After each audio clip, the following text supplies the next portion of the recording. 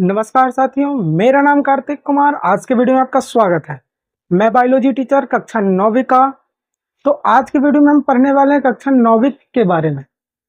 Class 9 का biology हम लोग पढ़ने वाले हैं आज। ठीक है। बायोलॉजी पढ़ने से पहले हम लोग बायोलॉजी के बारे में जान लेना चाहिए कि बायोलॉजी पढ़े तो पढ़े क्यों, इसका इतिहास क्या है। अब हम लोग बायोलॉजी पढ़ना स्टार्ट किया, बायोलॉजी के बारे में पता ही नहीं है, तो बायोलॉजी पढ़ने से कोई फायदा है? तुम ही लोग बताओ, कुछ फायदा होगा बायोलॉजी पढ़ने से? बायोलॉजी के अगर बारे में हमको एक ठोप भी ज्ञान नहीं हो, बायोलॉजी क्या है, बायोलॉजी का शुरुआत कैसे हुआ, बायोलॉजी के जनक कौन है, इसके बारे में बिना जाने बायोलॉजी पढ़ना मूर्ख की बात होगी, मूर्खता की बात होगी। ठीक है। तो वही हम लोग आज पढ़ने वाले हैं, बायोलॉजी का इतिहास। आज इंट्रोडक्शन क्लास है। ठीक है। अगले वीडियो से हम लोग स्टार्ट करेंगे पार्ट 1, पार्ट 2, पार्ट 3। जितना पार्ट में बनेगा उतना पार्ट में बनाते चले जाएंगे। ठीक है। स्टार्ट करते हैं बायोलॉजी का इतिहास। ठीक है। बायोलॉजी का क्या इतिहास है? बायोलॉजी का इतिहास क्या है, कैसे हुआ, इस शब्द की उत्पत्ति, बायोलॉजी शब्द आया कहां से? भगवान तो एक बैग नहीं गिरा दिए होंगे, लो बेटा तुम लोग बायोलॉजी पढ़ो, हम दे रहे हैं। उसका विकास धीरे धीरे हुआ हो, धीरे धीरे हुआ होगा, इस तरह से हुआ होगा। एक्वाइड तो ऐसे नहीं ना चल गया होगा, ऐसे तो एक्वाइड नहीं ना भाग गया, जीरो से डायरेक्ट ऊपर नहीं ना भाग गया होगा। जीरो से डायरेक्ट ऊपर भागने में भी थोड़ा समय लग रहा है, देखो इसमें भी। तो हम लोग बायोलॉजी इतिहास पढ़ते हैं। क्यों हम लोग बायोलॉजी पढ़ें? बायोलॉजी शब्द की उत्पत्ति कैसे हुई है, बायोलॉजी के जनक कौन है, बायोलॉजी का हिंदी क्या होता है, जीव विज्ञान होता है हिंदी। ठीक है। तो स्टार्ट करते हैं बायोलॉजी का इतिहास। क्या? बायोलॉजी का इतिहास, हिस्ट्री ऑफ बायोलॉजी। सीबीएसई वाला बायोलॉजी बोलता है, इंग्लिश वाला सीबीएसई वाला, और बिहार बोर्ड वाला बोलता है बायोलॉजी, बायोलॉजी, और बिहार सीबीएसई बोर्ड वाला बायोलॉजी, बायोलॉजी। ठीक है। उतना हंसी मजाक चलना चाहिए इस वीडियो में। ठीक है। बायोलॉजी का इतिहास क्या रहा, बायोलॉजी का इतिहास क्या है? बिना इतिहास जाने बायोलॉजी नहीं पढ़ना। ठीक है। बायोलॉजी शब्द की उत्पत्ति कैसे हुई, कैसे हुई? तो क्या कह रहा है यहाँ पे, बायोलॉजी दो ग्रीक शब्दों से मिलकर बना होता है। बायोलॉजी ग्रीक शब्दों से मिलकर बना होता है। कौन दो शब्द है? बायोलॉजी का दो भाग में तोड़ दो। ठीक है। तो बायोस और लोगोस। ठीक है। अब बायोलॉजी, बायोस का अर्थ होता है जीव। क्या होता है? बायोस का अर्थ होता है जीव। एस लगा दिए तो जीवो कर दो। ठीक है ना, जीवो। बायोस का अर्थ होता है जीवो, लोगोस का होता है अध्ययन करना। समझा? दो ग्रीक भाषा ये है, बायोस और लोगोस। बायोस का अर्थ होता है जीवो और लोगोस का होता है अध्ययन करना। तो यहाँ पर कंप्लीट हो गया हमारा परिभाषा। जिसमें हम जीवों का अध्ययन करते हैं उसे हम क्या कहते हैं? बायोलॉजी। जिसमें हम जीवों का अध्ययन करते हैं उसे क्या कहते हैं? बायोलॉजी। जीवों का अध्ययन करना ही क्या कहलाता है? बायोलॉजी। अब देखो, इसका कुछ प्राचीन इतिहास भी रहा है। ठीक है ना।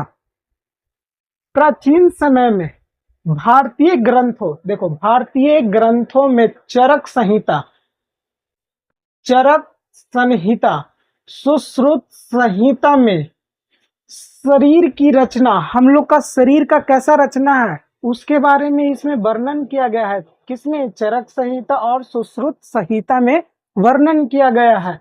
चिकित्सा का वर्णन किया गया है। चिकित्सा कैसे, मतलब कि सर्जरी का वर्णन किया गया है। आजकल का ऑपरेशन जैसे होता है ना, उस समय वर्णन किया जा चुका है। आजकल लोग कहता है कि यार अंग्रेज वाला सब खोज खोज तोज किया, लेकिन चीरफाड़ वाला चरक संहिता में ही मिल रहा है, चरक संहिता में मिल रहा है, सुश्रुत संहिता में मिल रहा है। अब बोलता है कि अंग्रेज ये सब खोज उज किया है ना। अरस्तु को बायोलॉजी का क्या कहता है? जनक कहा जाता है। अरस्तु को बायोलॉजी का क्या कहा जाता है? जनक कहा जाता है। अरस्तु को बायोलॉजी का जनक कहा जाता है। इसको एकदम याद कर लेना है, कंपटीशन में भी पूछल जाता है, ठीक है ना। बायोलॉजी का जनक अरस्तु, बायोलॉजी का जनक अरस्तु, ठीक है। इसमें किसका अध्ययन करते हैं? जानवरों को वर्गीकरण किया, मतलब उन्होंने जनक आखिर क्यों कहला है, ये मेन बात है। हम भी किसी के जनक हो सकते हैं, ठीक है। तो इस जनक कहलाए तो कहलाए क्या? कौन बड़ा काम कर दिए कि बायोलॉजी के जनक कहला गए? अरे कुछ किए होंगे तब ना बायोलॉजी के जनक कहलाए होंगे। ऐसे तो कोई है नहीं कि उठा पुठा और जनक, एक बार फिजिक्स के जनक आ गया, एक बार कुछ किया होगा तो ही जनक बनता है, ठीक है। तो इन्होंने 500 जीवों का वर्गीकरण किया था। वर्गीकरण मतलब विभिन्न भागों में बांटकर इसका अध्ययन किया था, ठीक है ना। इसका अवलोकन करना मतलब जानकारी इकट्ठा करना और लोगों को पहुंचाना, ठीक है ना। उसी कारण इन्हें बायोलॉजी का क्या कहा जाता है? जनक कहा जाता है। बायोलॉजी क्यों पढ़ना चाहिए? हम लोग क्लास 9th में चल गए, 10th में चल गए, 11th में चल गए, 12th में चल गए, अब पता नहीं कि बायोलॉजी पढ़ ले का, बायोलॉजी क्यों पढ़ना चाहिए? बायोलॉजी पढ़ना बेकार हो जाएगा। हमें पहले पता रहना चाहिए कि हम बायोलॉजी पढ़े क्यों। हमारा सवाल है बायोलॉजी क्यों पढ़ना चाहिए, ठीक है। तो इसमें क्या कह रहा है? पौधे, जानवर, इंसान के बारे में जानकारी देती है। पेड़ पौधा कैसे काम कर रहा है, जीव जंतु का कैसे कार्य प्रणाली चल रहा है, अंदर में क्या चल रहा है, शरीर के अंदर में क्या है। शरीर के बाहरी तो देख रहे हैं, लेकिन अंदर में कैसे चल रहा है, क्या चल रहा है, क्या फंक्शन हो रहा है, उसके बारे में तो हमें नहीं पता है। तो उसी के कारण हमें बायोलॉजी पढ़ना चाहिए, ताकि हमें इसके बारे में अध्ययन कर सके, इसके बारे में जानकारी प्राप्त कर सके, ठीक है। इसमें इससे हमें अपने शरीर के कार्य प्रणाली, बीमारियां, पोषण, प्रजनन आदि का समझ, आदि को क्या करते हैं? समझ पाते हैं। बायोलॉजी से ही हम लोग क्या कर पाते हैं? शरीर की कार्य प्रणाली, क्या कैसे रक्त बह रहा है, कैसे हृदय काम कर रहा है, कैसे हमारा लंग्स काम कर रहा है, वो पढ़ना है तो हमें बायोलॉजी पढ़ना चाहिए। इसके बारे में नहीं पढ़ना है तो बायोलॉजी हमें नहीं पढ़ना चाहिए। इसके बारे में अगर हमें बीमारी कैसे हुआ, क्यों हुआ, कौन सा वायरस है, कौन सा विषाणु है, उसके बारे में हमें जानने के लिए हमें बायोलॉजी पढ़ना जरूरी है। कैसे प्रजनन होता है, पोषण मतलब कौन सा खाद्य पदार्थ ले, कौन सा खाद्य पदार्थ ले कि अच्छा प्रोटीन मिले, ठीक है। अब हम लोग आते हैं बायोलॉजी क्या है। What is biology? What is biology? विज्ञान की वह शाखा जिसमें अनेक जंतु, पेड़ पौधे एवं सूक्ष्म जीवों का अध्ययन कहलाता है बायोलॉजी। इसमें 3 चीजों का हम मेन रूप से अध्ययन करते हैं: पेड़ पौधे, जीव जंतु और सूक्ष्म जीवों का, माइक्रो ऑर्गेनिज्म का अध्ययन करते हैं। उसे क्या कहते हैं? बायोलॉजी कहते हैं, ठीक है। इतना समझ में आया? कमेंट में जरूर बताएं, चैनल को लाइक, शेयर और सब्सक्राइब जरूर करें, ठीक है। तो अगला चलते हैं। बायोलॉजी के जनक हम बता दिए किसे कहते हैं, अरस्तु को कहते हैं। किसे कहते हैं? कमेंट में जरूर बताइए बायोलॉजी के जनक कौन है। अरस्तु, इंग्लिश में एरिस्टोटल, ठीक है। अब देखते हैं बायोलॉजी को हम 2 भागों में बांटकर अध्ययन करते हैं। कितने भागों में बांटकर अध्ययन करते हैं? 2 भागों में। पहले तो जूलॉजी और दूसरा है बॉटनी। जूलॉजी का हिंदी होता है जंतु विज्ञान। क्या होता है? जंतु विज्ञान। और बॉटनी का हिंदी होता है वनस्पति विज्ञान। नाम से पता चल रहा होगा कि इसमें किसके बारे में पढ़ना है, ठीक है। जंतु मतलब जीव जंतु, हम लोग के बारे में, शेर, बिल्ली, बाघ, कुत्ता, इस सब के बारे में जूलॉजी में पढ़ना है। बॉटनी में पेड़ पौधे, खरपतवार, जितना भी हो पेड़ पौधे के बारे में, उसको हम बॉटनी में पढ़ेंगे। अब हम लोग कहते हैं इसमें कि इसमें जंतुओं का अध्ययन करते हैं। हम बता चुके हैं कि इसके परिभाषा, इसके नाम से ही हमें पता चल गया कि किसके बारे में अध्ययन करना है, तो जंतु के बारे में। इसके नाम से पता चल गया कि वनस्पति यानी वन के बारे में, पेड़ पौधों के बारे में अध्ययन करना ही क्या कहलाता है, बॉटनी। इसका उदाहरण हम कुछ देख लेते हैं कि जूलॉजी में क्या पढ़ना होता है, बॉटनी में किसके बारे में पढ़ना होता है। तो उदाहरण के लिए है शरीर का संरचना, शरीर का संरचना स्ट्रक्चर कैसे हो उसका, ठीक है, फंक्शन कैसे कर रहा है, प्रजनन के बारे में पढ़ेंगे, विकास कैसे होता है शरीर का, वर्गीकरण कैसे होता है, छोटा बच्चा से लेके बड़ा बच्चा कैसे विकसित हो जाता है, उसके बारे में हम लोग कहाँ पढ़ेंगे, जूलॉजी के बारे में पढ़ेंगे, जूलॉजी में पढ़ेंगे, ठीक है। और पत्तियां, जड़ें, पुष्प, प्रकाश संश्लेषण, प्रजनन, प्रजनन इसमें भी है और इसमें भी है, तो दोनों अलग अलग प्रजनन हो गया, ठीक है ना। इसमें हम लोग फल कैसा उसका निर्माण होता है, इसमें बेबी का निर्माण कैसे होता है, ठीक है, संतति का निर्माण कैसे होता है, उसमें इसके बारे में पढ़ेंगे। इसमें फल का प्रजनन पढ़ेंगे, ठीक है ना, फल का निर्माण होता है इसमें, ठीक है, वनस्पति। इसके जनक हम बता चुके हैं कि अरस्तु को कहते हैं, बायोलॉजी के जनक अरस्तु और जंतु विज्ञान के जनक अरस्तु को कहते हैं। इसके जनक हैं थियोफ्रेस्टस। कौन है, थियोफ्रेस्टस। समझ में आया बच्चों। अब हम लोग आते हैं कक्षा 9वीं बायोलॉजी सिलेबस। कक्षा 9वीं बायोलॉजी सिलेबस हम लोग 9th क्लास पढ़ने स्टार्ट एक बाद बायोलॉजी नहीं कर देंगे, ठीक है ना। उसके बारे में कुछ इंपॉर्टेंट बातें, कुछ सिलेबस के बारे में जानकारी, बिना जानकारी किए बायोलॉजी, कक्षा 9वीं का बायोलॉजी समझ में नहीं आएगा। उसमें कौन कौन सा चैप्टर पढ़ना चाहिए, उसमें क्या क्या पढ़ना है, कौन से चैप्टर में क्या क्या पढ़ना है, उसके बारे में हम थोड़ा बहुत जानकारी दे देते हैं। और नेक्स्ट वीडियो से हम नेक्स्ट वीडियो से हम लोग डिटेल में पढ़ना स्टार्ट करेंगे कि हर एक चैप्टर को डिटेल में पढ़ना स्टार्ट करेंगे, ठीक है। तो अभी हम कक्षा 9वीं की बायोलॉजी सिलेबस के बारे में हम देख लेते हैं, ठीक है। पहला चैप्टर है कोशिका। पहला चैप्टर है कोशिका, जीवन की आधारभूत इकाई, the fundamental structure of unit of life. The fundamental structure unit of life. कोशिका जीवों की आधारभूत इकाई है, ठीक है। इसमें हम लोग पढ़ेंगे पहले कोशिका क्या है, व्हाट इज सेल, कोशिका के कितने प्रकार हैं, कोशिका की संरचना क्या है, पादप और जंतु कोशिका में क्या अंतर है, ठीक है, इसमें हम लोग पढ़ेंगे, ठीक है। अब हम लोग पढ़ेंगे सेकेंड चैप्टर है उत्तक, व्हाट इज टिश्यू, उत्तक किसे कहते हैं, पौधों में उत्तक की संरचना के बारे में पढ़ेंगे, जंतु में कैसा उत्तक होता है, कितने प्रकार के होते हैं, उसके बारे में पढ़ेंगे। इतना समझ में आया? अगर आया तो कमेंट में जरूर बोले हाँ सर जी समझ में आया, और नहीं समझ में आया तो कोई बात नहीं, अगले वीडियो में हम अच्छे से समझाएंगे, ठीक है।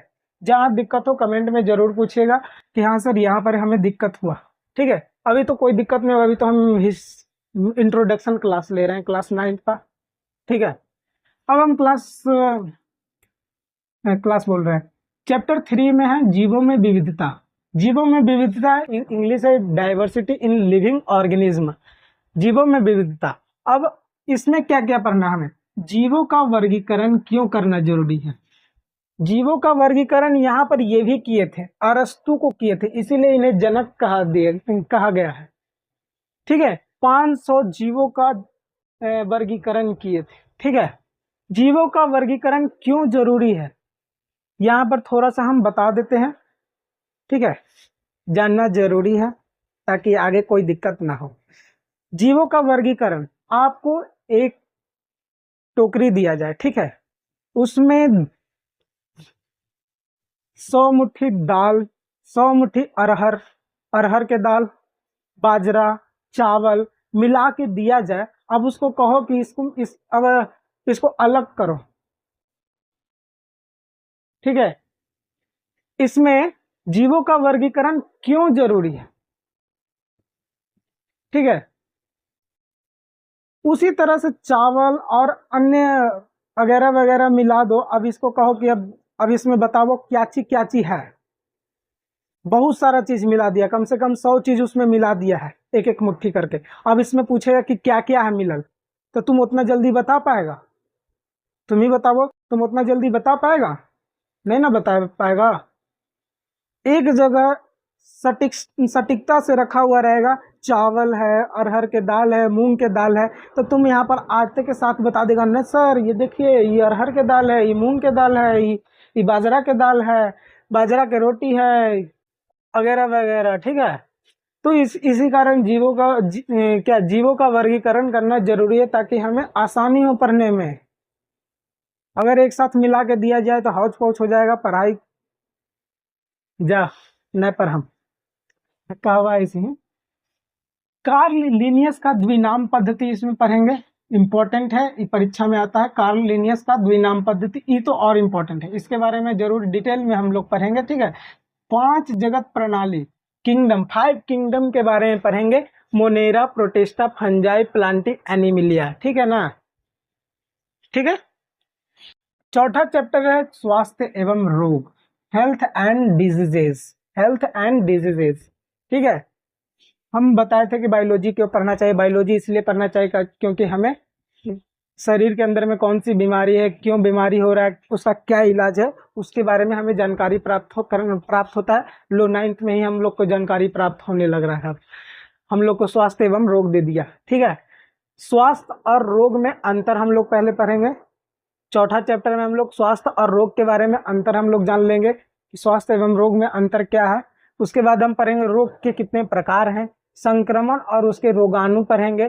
ठीक है, संक्रमण और रोगाणु, कौन संक्रमण फैला रहा है, उसका रोगाणु क्या है। ठीक है, रोगों के लिए रोकथाम, रोगों के लिए रोकथाम क्या है, मतलब कि कैसे रहें, स्वस्थ रहें, कैसे स्वस्थ रहना चाहिए, क्या टीकाकरण, कौन सा टीका लें। ठीक है ना, बच्चा को आप लोग जानते हो कि टीका पड़ता है। ठीक है, तो उस तरह से इसमें हम लोग पढ़ने वाले हैं रोगों के लिए रोकथाम। ठीक है ना। अब हम 5वां चैप्टर है खाद्य संसाधन एवं पौधों, फूड रिसोर्सेस एवं फूड रिसोर्सेस और प्लांट के बारे में पढ़ेंगे। इसमें प्लांट के बारे में पढ़ेंगे, इसमें एनिमल के बारे में। ठीक है, तो इसमें अगला दिन से हम लोग स्टार्ट करने वाले हैं सेल, कोशिका जीवन की आधारभूत इकाई। ठीक है ना, कोशिका जीवन की आधारभूत इकाई को स्टार्ट करने वाले हैं। ठीक है, आज के लिए इतना ही दोस्तों। कैसा लगा वीडियो, चैनल को सब्सक्राइब करें, वीडियो को लाइक शेयर और कमेंट जरूर करें। तो इसको एक बार स्क्रीनशॉट ले लीजिए, हम हट जाते हैं, तो ले लिए होंगे। तो कमेंट में जरूर बताइएगा दोस्तों कि अब नेक्स्ट पार्ट बनाए कि नहीं बनाए होंगे। आप कमेंट करेंगे तो हमको अंदर से मोटिवेशन आएगा और अगला वीडियो इससे बेहतर बनेगा। ठीक है, पहला वीडियो बन रहा है। ठीक है, पहला बार वीडियो बना रहे हैं हम लोग कैरियर इंस्टीट्यूट के चैनल पर। ठीक है, तो आज के लिए इतना, जय हिंद जय भारत।